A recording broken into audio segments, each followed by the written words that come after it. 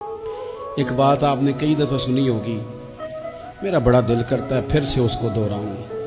میں نے اسے سینکڑوں بار پڑھا ہے۔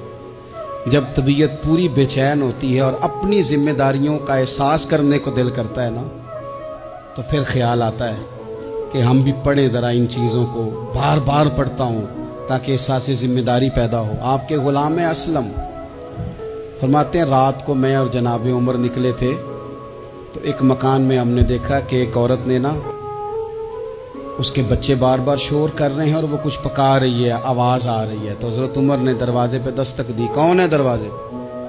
کہا میں ایک غلام ہوں۔ حضرت عمر کہتے ہیں غلام ہوں؟ بہن کیا مسئلہ ہے، بچے کیوں رو رہے ہیں؟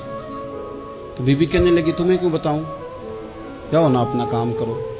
حضرت عمر نے اصرار کیا تو تلخ لہجے میں، جس سے غصہ نہیں کر جاتے حکمران، councillor, chairman, M P M N A ناراض نہیں ہو جاتے، اس تلخ لہجے میں بی بی کہنے لگی دعا کرو اللہ میرے اور عمر کے درمیان قیامت میں فیصلہ کرے۔ کیسا حکمران ہے کہ اس کی حکومت میں میرے بچے بھوکے سوتے ہیں؟ یہ میں نے پانی میں روڑے ڈال کے چڑھائے ہیں، لیکن یہ پیٹ کی بھوک یہ بڑی ڈاڈی ہوتی ہے، یہ نیند بھی نہیں آنے دیتی۔ خیال تھا رو دو کے سو جائیں گے، پر سو بھی نہیں رہے۔ حضرت فاروق اعظم دوڑے گئے، گھر سے سامان، اناج، غلہ کندھے پہ رکھا۔ خادم کہتے میں نے کہا کہ مجھے دے دے۔ فرمانے لگے چل تو وعدہ کرنا قیامت میں بھی میرے بوجھ اٹھائے گا۔ کہ حضور نہیں، وہ تو میرے بس کی بات نہیں۔ فرمایا پھر مجھے کرنے دے۔ دوڑے آئے، اس خاتون کے دروازے پر لا کے وہ چیزیں رکھی۔ کہا بہن اگر تو پردہ کر لے تو یہ غلام نا آج کھانا پکا دے تیرے بچوں۔ پھر وہ گھی چڑھا کے، چینی ڈال کے، کچھ سامان پکتا تھا وہ کھانا پکایا۔ غلام کہتے ہیں جب پھونکے مارتے تھے تو داڑھی سے دھواں نکلتا تھا، آگ جلاتے تھے دھواں نکلتا تھا۔ پھر کھانا پکایا، پھر ان بچوں کو کھلایا۔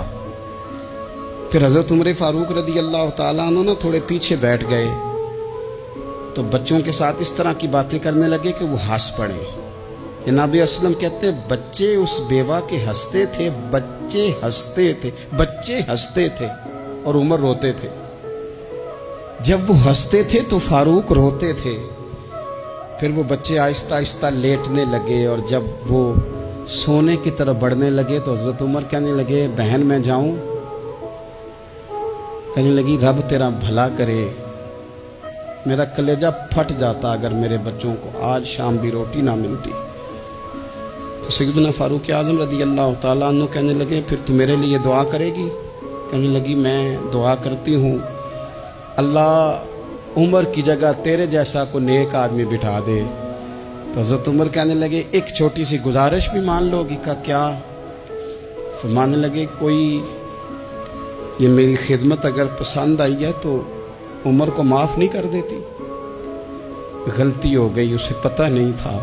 اپنے منہ سے کہنے لگے سیاںا بھی نہیں، باشعور بھی نہیں، اسے چاہیے تھا خلافت کی ذمہ داریاں نہ لیتا۔